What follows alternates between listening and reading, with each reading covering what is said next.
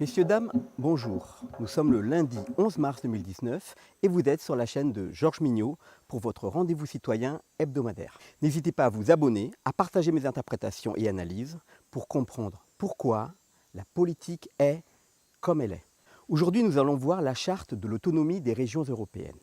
Comme vous l'avez sans doute observé, la structure de nos départements a rapidement évolué depuis une dizaine d'années, passant de départements en régions, puis en introduisant la différenciation de ces régions.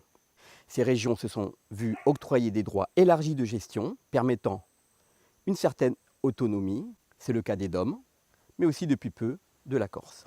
L'Alsace, elle, acquiert une compétence en plus dite juridique.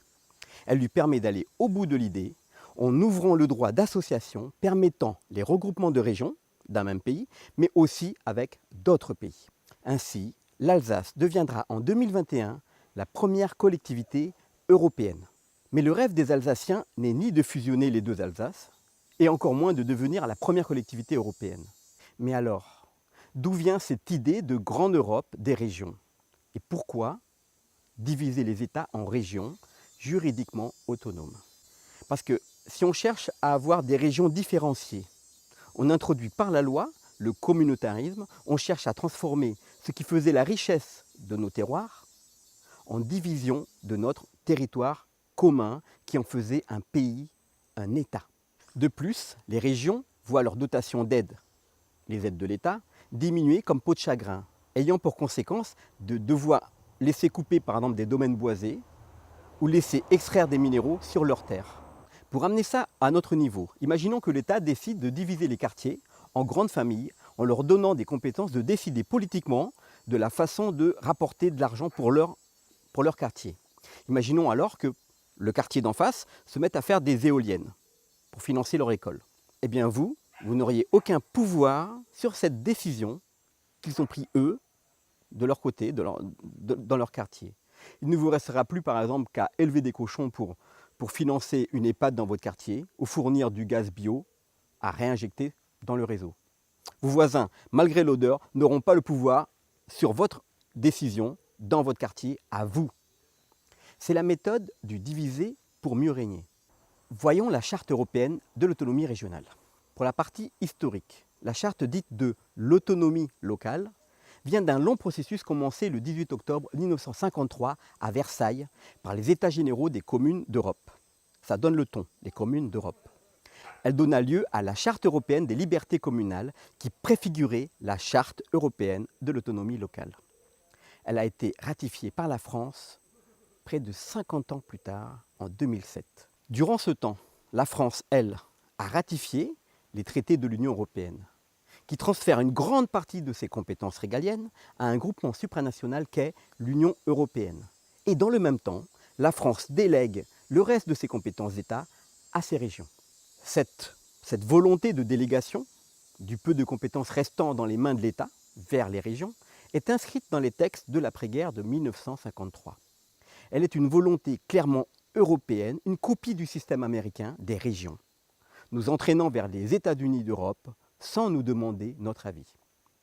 S'agissant des libertés juridiques des collectivités locales, la Charte propose de réguler le contrôle administratif des actes de collectivité locale, articles 8 et 11, de permettre aux collectivités de s'associer sur le plan national, mais aussi international, article 10, et d'affirmer un principe d'auto-organisation administrative, article 2-6. Le droit d'association, article 10, le fait que les régions puissent fusionner ou s'associer à des régions ou des États autres, préfigure ce que Édouard Philippe nomme les collectivités d'Europe, qui sont un point de départ, donc, d'une Europe dite Europe fédérale. Sans nous en rendre compte, un petit peu comme le crapaud dans l'eau qui bout doucement, comme l'Alsace, nous devenons, région par région, des collectivités européennes. Le gouvernement Édouard Philippe a, en juin 2018, déposé des modifications de la Constitution importantes. L'idée était de passer les régions de France sous l'article 72, leur accordant ainsi les droits de différenciation, et ainsi des fusions et associations avec d'autres États. Ces modifications de la Constitution, donnant le 72 à toutes les régions de France n'ont pas été accordées par le Conseil constitutionnel, car elles ont été jugées, écoutez bien, elles ont été jugées comme un danger pour l'unité nationale, portant atteinte à l'intégrité de la nation. Ce qui signifie d'une part que le Conseil constitutionnel suit bien le même raisonnement que je tiens, et d'autre part que pour étendre le dispositif du 72 à toutes les régions de France, il faudrait donc que le gouvernement passe maintenant par la voie du référendum. Ils arriveront ainsi à faire étendre l'expérimentation alsacienne pour donner plus de pouvoir aux régions et donc arriver à ces collectivités européennes. La question, à mon avis, sera posée de façon sournoise et semblant se plier au désir des Gilets jaunes. On ne vous dira pas « voulez-vous que la France devienne la grande Europe ?» Non, on vous dira « voulez-vous plus de pouvoir décentralisé aux régions ?» sans donner les aboutissements de ce projet. Le projet de cette charte est consultable sur Internet. Et ce projet met en avant le fait que des régions divisées, avec des pouvoirs de décision politique et une responsabilité devant leurs électeurs régionaux, seront plus malléables et permettront aux multinationales de trouver moins de contradicteurs. Il est même prévu que les dotations publiques baissent au point que les autonomies régionales doivent forcément vendre leurs ressources pour continuer à subsister. Nous sommes bien devant l'idée de diviser pour mieux régner. D'autre part, j'attire votre attention sur le fait que le besoin clairement affiché de ces traités marchands étant de faire du profit, de faire des bénéfices au profit des actionnaires, les CETA, JEFTA, Mercosur, ISDS et le cortège de tribunaux d'arbitrage sonneront le glas des libertés tant prônées par les intitulés de ces chartes et de ces traités européens. Voilà.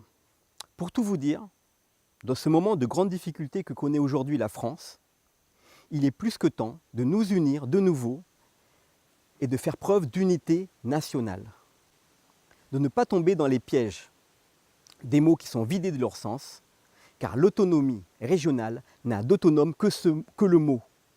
Il est en réalité une prison plus petite, mais une prison des mêmes traités qui mettent la France à genoux et lui obligent à suivre les normes, les règles et les lois qui ne sont pas écrites par le peuple ni pour le peuple. Le projet de charte européenne prévoit également la gouvernance du RIC régional, bien sûr, puisqu'il est totalement limité. Voir ma vidéo précédente. Voilà, c'était la charte de l'autonomie des régions européennes. Je vous remercie de m'avoir écouté et n'hésitez pas à partager cette vidéo. Si cette petite analyse vous a intéressé, je vous renvoie vers le lien de la conférence de François Asselineau sur les eurorégions, qui est plus long, mais bien sûr beaucoup plus documenté et plus complet. Je vous donne quant à moi rendez-vous lundi prochain pour un nouveau rendez-vous citoyen. Merci encore de m'avoir écouté.